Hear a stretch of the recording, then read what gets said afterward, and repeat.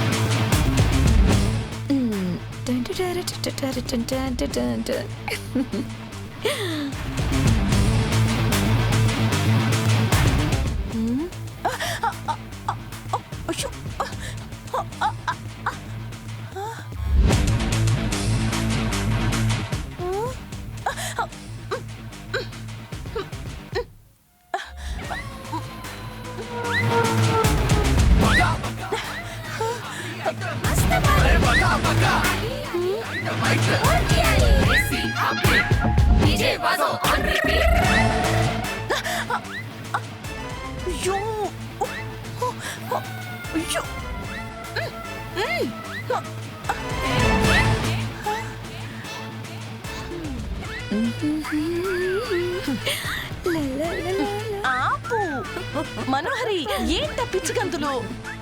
ఇవి పిచ్చి గంతులు కాదు, చెప్పలేనంత సంతోషం, పట్టరాని ఆనందం. నాకు చాలా థ్రిల్లింగ్ గా ఉంది, గాల్లో తేలుతున్నట్టుగా ఉంది. అమరేంద్ర సార్ గతం మర్చిపోయారని అక్కడ అందరూ శోక సముద్రంలో మునిగి తేలుతుంటే నువ్విక్కడ సంబరాలు చేసుకుంటున్నావా? అమరు గతం మర్చిపోవడం వాళ్ళకు మైనస్ అయితే నాకు ప్లస్ కదా. అంతేలే, సార్ కళ్ళు తెరవగానే నీ అంతు తేలుస్తారనుకున్నా. నీ అదృష్టం బాగుంది. అదృష్టం బాగుండడం కాదు చంబా, బ్రహ్మాండంగా ఉంది. నా పని అయిపోయింది. నేను ఓడిపోతాను అని అనుకున్న ప్రతిసారి చివరి క్షణంలో నేను గెలుస్తూనే వస్తున్నాను. దేవుడు ఉన్నాడు చంబా, నా పక్కనే ఉన్నాడు. ప్రతిసారి నన్ను కాపాడుతూనే ఉన్నాడు. అందుకే అరుంధతిని చంపినప్పుడు దొరకలేదు, భాగ్యని ఈ ఇంటి నుంచి పంపినప్పుడు దొరకలేదు, ఆఖరికి నేనెంతగానో ప్రేమిస్తున్నా అమరేంద్రని చంపాలనుకున్నప్పుడు కూడా దొరకలేదు. ఓటమి అంచు దాకా వెళ్ళి నేను గెలుస్తున్నాను. నువ్వు గెలవలేదు మనోహరి, తప్పించుకుంటున్నావు అంతే. అమర్ సార్ ఇంకా బాగీ వైపే ఉన్నారు, ఎందుకంటే సార్ నీకు సొంతం అవ్వలేదు. అది ఇంకా ఎంతో దూరంలో లేదు చంబా. అమరేంద్ర దాదాపు చచ్చి బ్రతికాడు, కానీ ఈ కొత్త జన్మ నా కోసమే అమర్ మళ్ళీ పునర్జన్మెత్తాడు. సారు గతం మాత్రమే మర్చిపోయారు, ఆ గతం ఎప్పుడైనా గుర్తురావచ్చని డాక్టర్ చెప్పారు కదా. ఎప్పటికే ఆ గతం గుర్తుకు రాదని కూడా చెప్పాడు. అమర్కి తన పేరు కూడా గుర్తులేదు. ఇక నేను అరుంధతిని చంపానని, రణ్వీర్ భార్యనని, నేను చేసిన ఎన్నో తప్పులతో సహా అమర్కి ఏది గుర్తులేదు. అమర్ ఇప్పుడు ఒక వైట్ పేపర్, ఆ పేపర్ మీద నా పేరు రాసుకుంటాను. అమర్ నన్ను ప్రేమించి పెళ్లి చేసుకునేలాగా చేస్తాను. చంబా, నా కల నెరవేరబోతుంది. నువ్వు ఇవన్నీ చేస్తూ ఉంటే ఆ బాగీ రాథోడ్ చూస్తూ ఊరుకుంటారా? ఊరికే ఉండక ఏం చేస్తారు?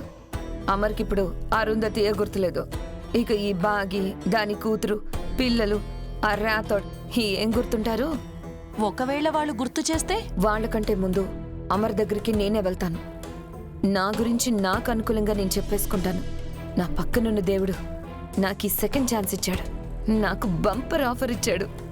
ప్రతిసారి దేవుడు నీ పక్కనే ఉన్నాడని అనకు మనోహరి, నీ పక్కనే ఉన్నది నీ మాజీ భర్త రణవీర్, దెయ్యంలో వెంట తిరిగే ఆ అఘోరా. క్షుద్ర పూజలు చేసే నేను, మా వల్లే నువ్వు ఇక్కడ దాకా వచ్చావు.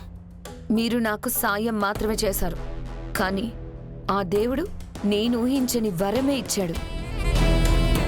ఇక్కడి నుంచి చూడు చంబా, అమర్ని నా వైపుకు తిప్పుకొని బాగీని 3 చెరువుల నీళ్లు తాగిస్తాను, రాథోడ్ని రాజు రంపాన పెడతాను, పిల్లల్ని చిత్రవద చేస్తాను.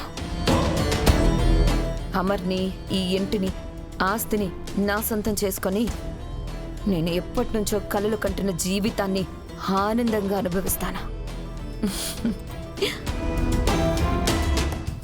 దేవుడా, మనోహరి వల్ల ఇప్పటికే ఈ ఇల్లు అల్లకల్లోలమైంది.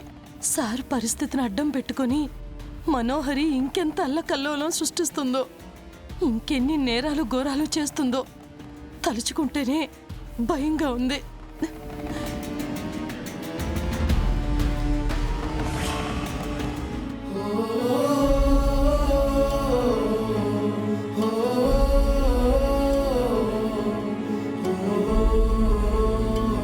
ఇప్పుడు ఏం చేద్దాం మిస్సమ్మా?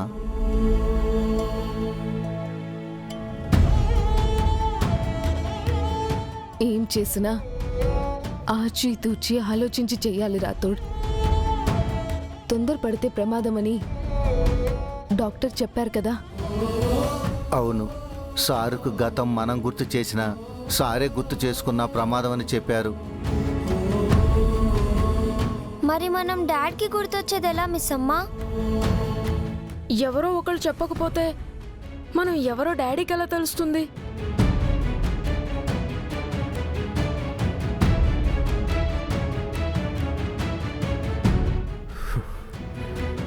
నేనెవర్ని? Who am I? మనల్ని డాడ్ అంత తేలిగ్గా మర్చిపోరు. మనల్ని చూస్తే గుర్తుపడతారు. అవును, మనలో ఎవరో ఒకరు సార్తో మాట్లాడితే మంచిదని నాకు అనిపిస్తుంది.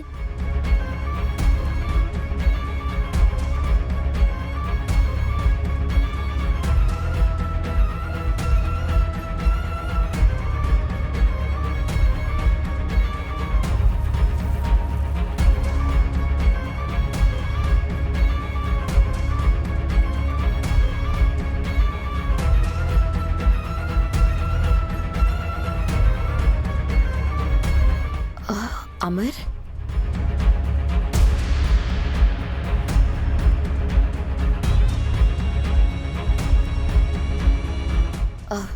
ఇప్పుడు ఎలా ఉంది అమర్?